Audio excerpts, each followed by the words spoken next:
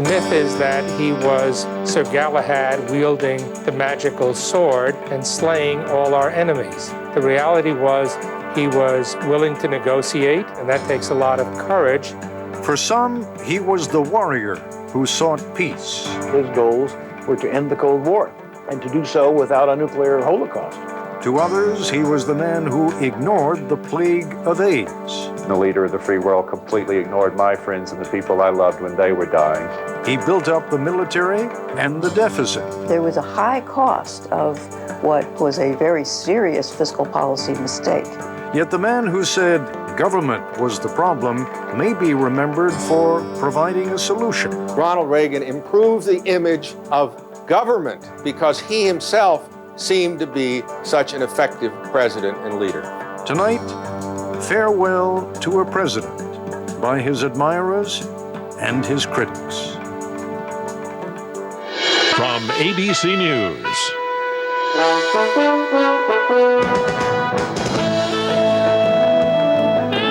This is Nightline. Reporting from Washington, Ted Koppel. There it is, President Reagan's flag-draped coffin lying in state in the Capitol Rotunda. And the first of an estimated couple of 100,000 visitors have begun filing past to pay their respects, to be a little part of history themselves, to satisfy their curiosity. Who knows what all their motives may be. Each former president is surrounded by concentric circles of supporters and admirers. Some of them are family, some are personal friends, political backers, former staffers, cabinet officers. But in each case, the mission is so similar as to be almost identical, ensuring that history delivers the kindest possible judgment. The admirers of John F. Kennedy have been particularly skillful in this regard, elevating his presidency to almost legendary proportions. The friends of President Reagan seem determined to do at least as much for him. It's a distinctly American phenomenon. We mock and malign, we skewer and eviscerate our presidents while they are in power. We get a little misty-eyed about them when they leave office, and then, when they die, we begin the process of mythologizing. It's natural enough that during a week when the nation pays its respects, that most of those reflections be positive. But it cannot be left entirely to the historians to separate myth from reality. If it is not too early for President Reagan's most ardent admirers to begin a campaign to have his likeness carved into Mount Rushmore, then it is not too late to point out that while the man was the object of widespread affection, some of his policies, both foreign and domestic, were not admired in all their aspects when he was still in office. We begin then with a look at Mr. Reagan's domestic policies. Here's Nightline correspondent Michelle Martin. At an upscale salon in downtown Washington, lunchtime patrons reflect on the legacy of the nation's 40th president. Whenever I think of President Reagan, I think of freedom. He changed Europe, and in a lot of ways, he changed the world. I thought he did what he needed to do to put us back on the map. But just a few miles uptown, at a barbershop in the heart of Black Washington, a very different view. He's never done anything for Black America. Why do you say that? Why do I say that? Because a lot of programs, when he got in office for Black youth or whatever, he cut. On the day when President Reagan's remains arrived in Washington, debate over his policies was muted out of respect, but the differences of opinion were almost as stark as when he was in office. There were those who saw him as the man who helped America rediscover its best self. There were others who saw him as one who did the most for those who needed it least. He represented the Republican view, and the Republican view, unfortunately, in my opinion, has been that there is a privileged class and there is an unprivileged class, and they don't care about the unprivileged class. While much of the discussion of the president's legacy has focused on his staunch opposition to communism, his approach to domestic policy was equally clear and unequivocal.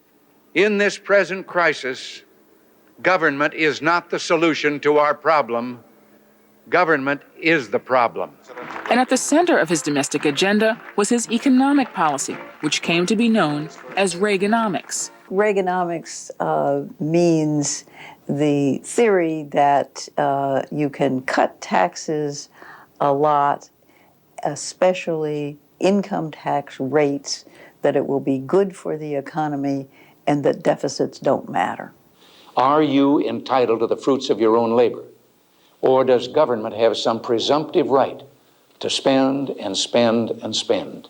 That massive decrease of the marginal tax rate from 75% down into the 20s set off an economic expansion and the creation of 20 million new jobs. But in some ways, and maybe even more importantly, it made tax cuts the holy grail of the Republican Party. But critics contend that the costs and benefits were never evenly distributed.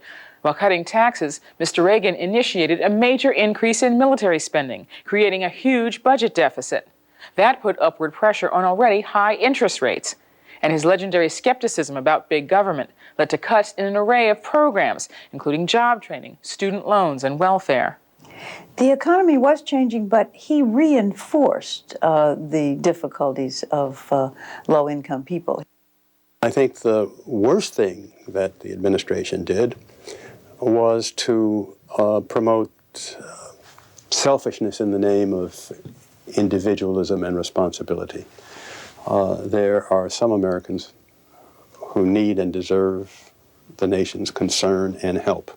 The charge that he was callous or didn't care or was oblivious to the needs of lower income people, I always felt was a bum rap. He believed very strongly that those welfare programs, for example, weren't working. The contrasting impressions of the Reagan years can be seen in the memories of these two men of roughly equal age. Okay, what do you remember your parents saying about Reagan? My parents saying, if we can only get through this time, we'll be a much better place after the second term. After he's gone. After he's out of office. And that was kind of the theme of the community. I can recall my parents and their friends certainly talking about the boom times of the 80s because it really was a substantial period of growth for some Americans, not all, but for them definitely. I certainly remember that. Among some, the disenchantment about Mr. Reagan's economic policies extends to his civil rights record, beginning with Mr. Reagan's 1980 campaign visit to Philadelphia, Mississippi, where 3 civil rights workers were murdered years before. Now, I know people have been telling me that Jimmy Carter is doing his best, and that's our problem. And he said, then he gave the code word, I'm for states' rights, he said at Philadelphia, Mississippi. Well, for states' rights means let the states do whatever they want with black people. Get the federal hand off their backs. And many AIDS activists remain bitter because they contend his administration failed to recognize the severity of the AIDS crisis, which took full root during the 80s. Mr. Reagan did not say the word AIDS for the first 7 years of his entire administration. While tens of thousands of people were dying and millions were becoming infected, Mr. Reagan was deliberately silent for 7 years. I think the criticism of the president in this area, again, comes mostly from a movement that vehemently disagreed not only with President Reagan, but with the values of the people who elected him. How much will you take for the place? Oh, you can't sell heaven. Whatever Mr. Reagan's policies, it is certainly a measure of his political skills that his toughest critics found in him much to admire. He had a few simple ideas: strengthen the military, cut taxes, and he kept on those ideas and didn't waver. And I think people admired that strength and that single-mindedness even when they didn't agree with him. His sunny optimism and his morning in America speeches and attitude, I think, made Americans feel better about themselves and better about their country. And thus, for all the conflicts and controversies of Mr. Reagan's presidency, it is the memory of his optimism, charm, and love of country that for many endures. This is Michelle Martin for Nightline in Washington. President Reagan came into office with firmly held views but minimal experience in foreign affairs. His successes and failures on the world stage when we come back. This is ABC News Nightline, brought to you by IBM. Okay, people, why are these numbers off? Well, Tim, it's been an off week. An off quarter. We got off to a bad start. The budgets were off. Way off. Forecasts were off. Off target. Way off. Production was off. Way off. Well, Patterson's research was off. Where is Patterson? He took the week off. Look, can someone just tell me how we can turn off off? How about an off-site? That's awful. Need some new thinking? IBM Business Consultants can help. We filled this tent with 10,000 hungry mosquitoes and biting flies. That was me over 15 years ago, before the threat of West Nile virus. I was protected by Deep Woods Off.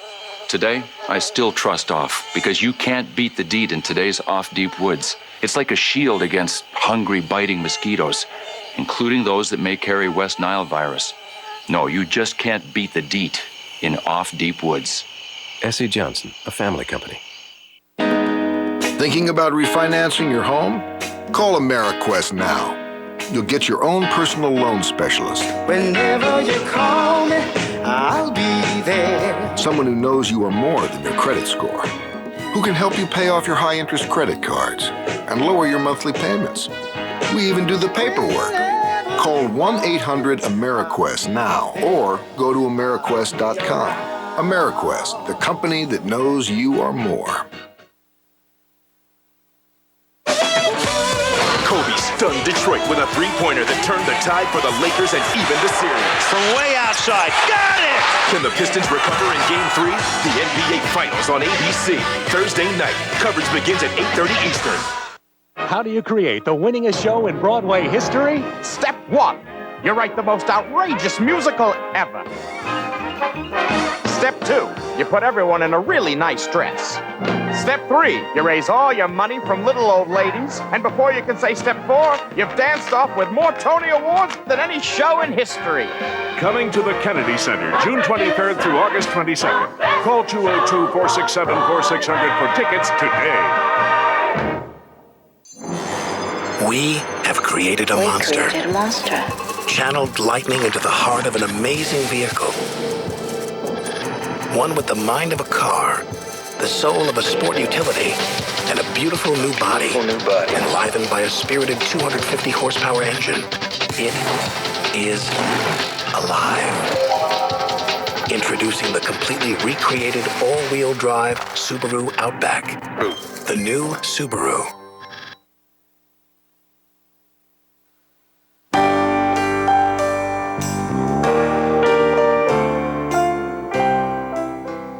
When President Reagan came into the White House, the country had just been through the humiliation of the protracted Iran hostage crisis.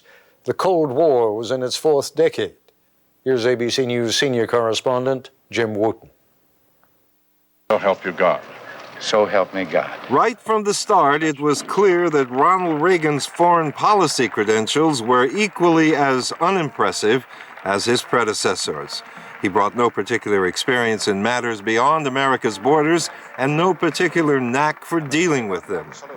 And yet, scholar and journalist Les Gelb has considerable admiration for Mr. Reagan's adaptability in foreign policy, especially toward the Cold War Kremlin. I think Ronald Reagan, contrary to the myth created by a lot of his fellow conservatives, Ronald Reagan was a hawk and a dove. And quite purposefully and admittedly so. He was a hawk. He was in favor of military buildup, U.S. military strength. He was also in favor of negotiations and compromise. And that's sort of the essence of what he did with the Soviet Union. What he did with the Soviet Union. That would be everybody's choice as his crowning achievement. And that, says a former White House assistant, that had been on Mr. Reagan's mind for a long time. Before he ever came to office, he told his friends, including me, that his objective was, the most important thing he wanted to accomplish as president was ending the Cold War. He understood we live at the hinges of history. By the end of this century, the world will be all communist or all free. And then his attitude is, therefore, let's decide it's going to be free. Let's win this thing.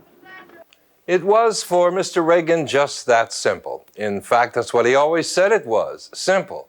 Here's a quote from him on the subject, short and sweet. About the Cold War, we win and they lose.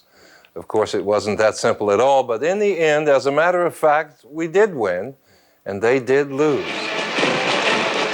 As a long-time, hard-line anti-communist, his determination to end the Cold War was based on his moral certainty that the Soviet government was a wicked bunch. To ignore the facts of history and the aggressive impulses of an evil empire, to simply call the arms race a giant misunderstanding, and thereby remove yourself from the struggle between right and wrong and good and evil.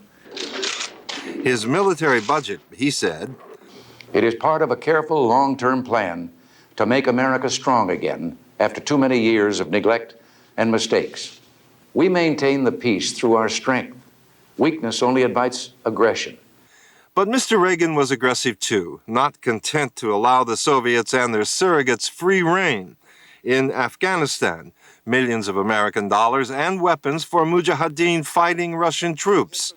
In Central America, expensive aid and comfort for the effort of Nicaraguan rebels to overthrow a leftist government. And as a centerpiece of his Cold War strategy, the Strategic Defense Initiative, immediately named Star Wars, a missile system designed to shoot down Soviet missiles from space. It would cost billions just to begin the research.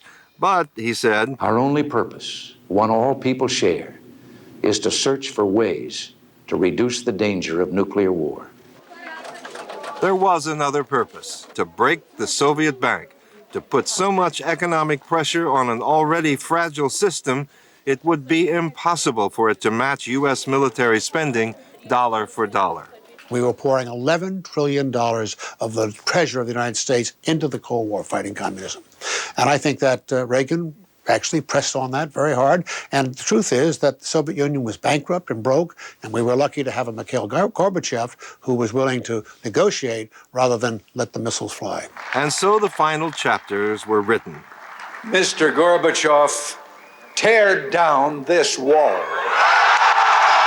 And soon after Mr. Reagan left office, the wall came down, and quite soon, so did the Union of Soviet Socialist Republics. We win, they lose. Though in foreign affairs, things did not always turn out that rosy for Mr. Reagan. When 241 Marines were killed in a single terrorist explosion in Beirut, he first vowed to keep them there. If we were to leave Lebanon now, what message would that send to those who foment instability and terrorism? And 3 months later, he withdrew the Marines in Beirut to ships offshore, which surprised many, including reporter Haynes Johnson. But he was a much more pragmatic guy than I think that we give him credit for today. And that was an example how he was willing to change course, and it didn't affect his standing in the country. But Mr. Gelb says, to this day, a lot of Americans who served in Beirut at that time feel that that was a terrible mistake, maybe even greater than Clinton's withdrawal from Somalia after the Rangers were killed in Mogadishu. Colonel North, please rise. Another low point, the Iran-Contra scandal, the sale of weapons to Iran, illegal, in exchange for American hostages in Lebanon, with the proceeds going to the Contras, the rebels in Nicaragua, also illegal. Mr. Reagan said he knew nothing about it, but took the blame and the responsibility anyway.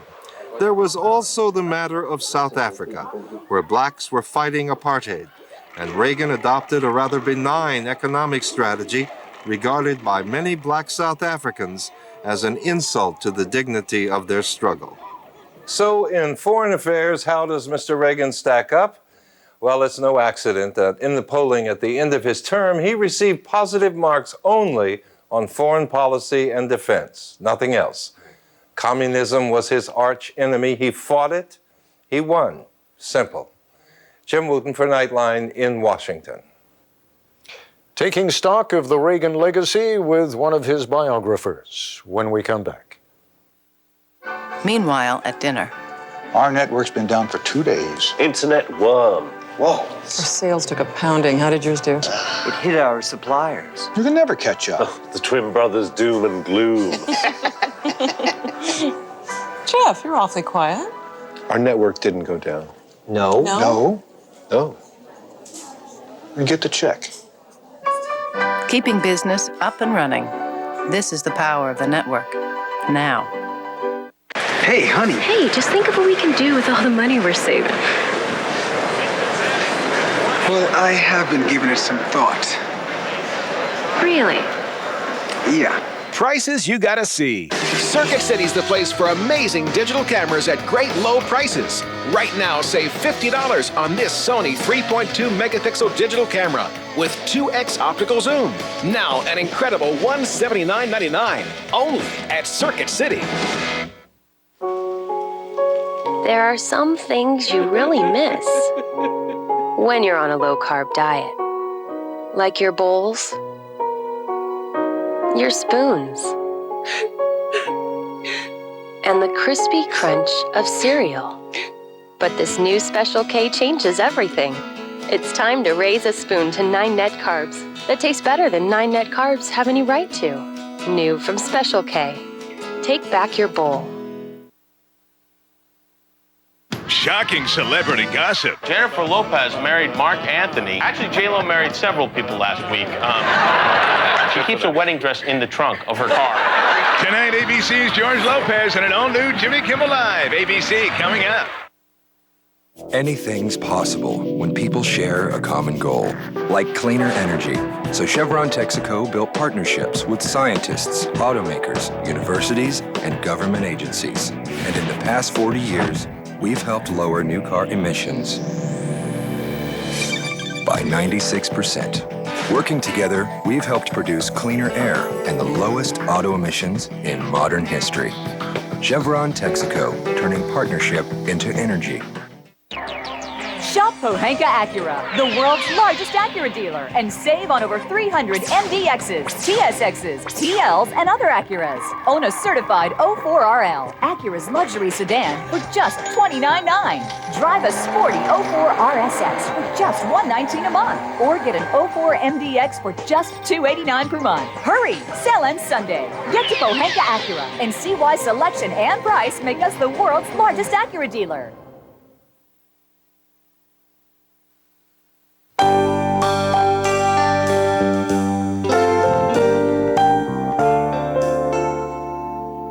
And joining me now, Lou Cannon, a veteran journalist, White House correspondent who covered Reagan for more than 25 years, and the author of what is arguably the best of the Reagan biographies, President Reagan, The Role of a Lifetime.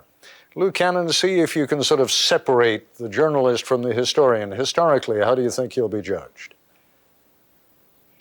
I think Ronald Reagan will be judged as a good and effective president. I've never been too much on these numerical rankings. The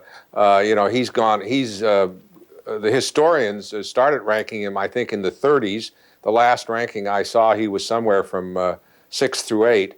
But I think he's going to be well thought of, thought of as an important president, at least, if only because he was the first two-term president who completed his full 2 terms that we had after Dwight Eisenhower. We had all these presidencies that were ruined in some ways. So Reagan had a chance to leave a mark that his predecessors had not left. There is something, Lou, particularly symbolic about having your face carved into Mount Rushmore. There are very few of our presidents up there.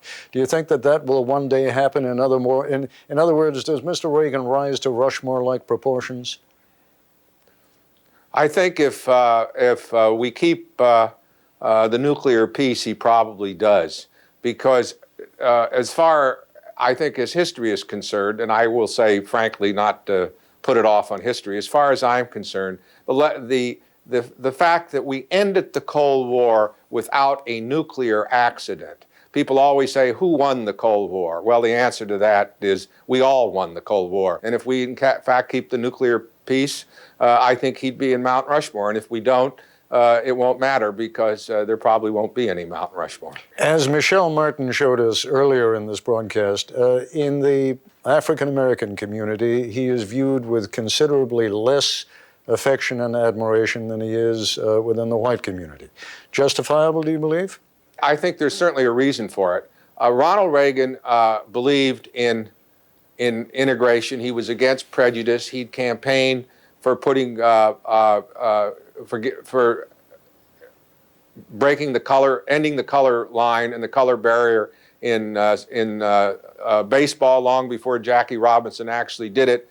But he didn't believe in giving what he would have called special preference to anyone, no matter what had happened to them in the past.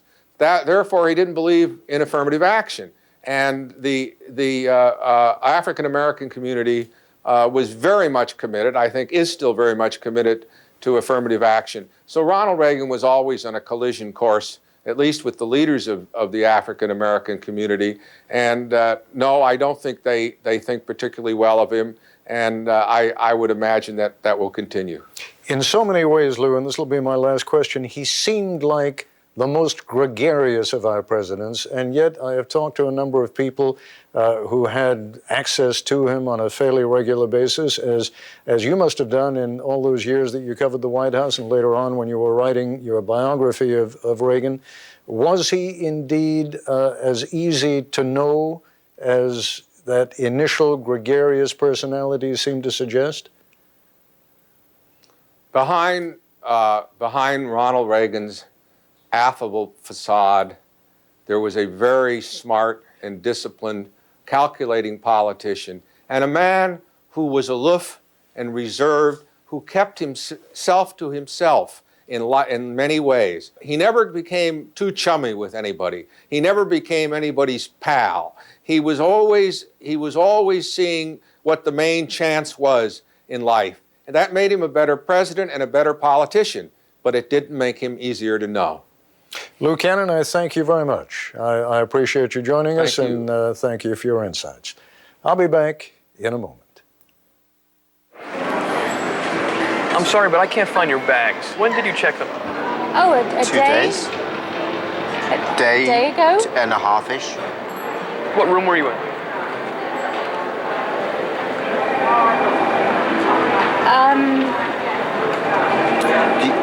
That's something, isn't it? We never officially, you know, in hotel terms. Right.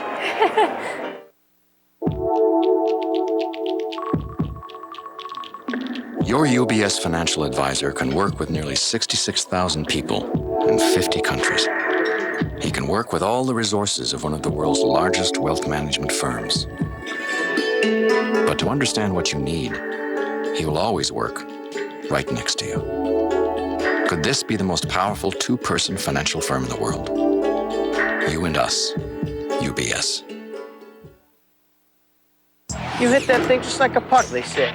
But I used to play hockey, so I take that as a compliment. Watch VJ sing, Phil Mickelson, Sergio Garcia, Ernie Els, and Jerry Kelly in the star-studded Buick Classic. This weekend, 3 Eastern on ABC. Ronald Reagan, his life, his presidency, his influence on Washington. From his arrival in the nation's capital to his final journey home, stay with ABC 7 News. Farewell to a President, all this week on ABC 7 News. Damn auto parts, no matter when or where. Damn auto parts, whatever's waiting there around these parts, trouble doesn't stand a chance. For the best parts, people and price, we're ready in advance. Yeah, bring it on. Toyota announces a tremendous 12-day tent event with more than 20,000 new Toyotas offered for immediate sale on-site at 135 Toyota dealerships. 12 days of savings, like 1.9% APR financing or big cash back on every Camry sedan. On all new Solara hardtops. Get finance savings and cash back on all 2004 Corollas. There's special financing on every versatile Matrix and tent event bargains on full-size Avalons. Thousands of new Toyotas on-site at a Toyota dealer near you. The results are in. WTOP Radio is the winner of 19 Associated Press Broadcast Awards, including Outstanding Radio News Operation. ABC 7 News congratulates our partners at WTOP Radio.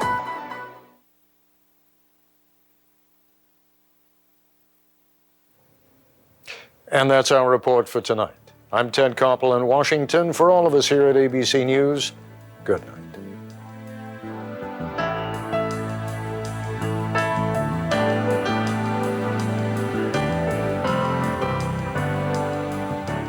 You're watching ABC.